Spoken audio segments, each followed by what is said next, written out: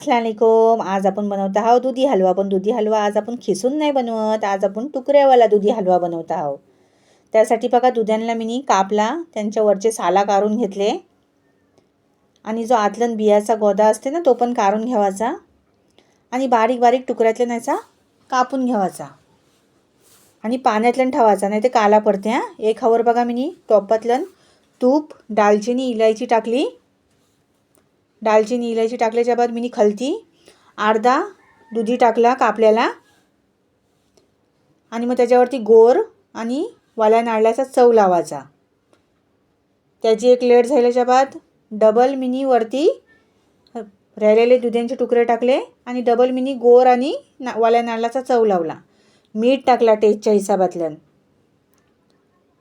आणि झाकण ठेवून बेस अर्धा तास शिजून द्यावाचा. अजिबात प्लेट काढायची नाही. अर्ध्या तासाने बघा हा ऐसा मसाला तयार होते आणि मग आपण प्लेट काढून डबल ह्याला अर्धा तास शिजून द्यावाचा. डबल मसाला बघा हा ऐसा तयार होते आणि मग अर्धा लिटर दूध टाकायचं यातलं. दूध टाकून डबल ह्याला अर्धा पाऊण तास शिजून द्यावाचा. ऐसा पण लौकीचा हलवा शिजायला थोडा टाईमच जाते दुधी हलवा शिजायला.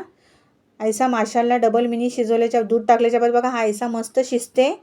माशाला हा ऑलमोस्ट रेडी झाला. हा खूप मस्त लागते टुकरी दुधी हलवा.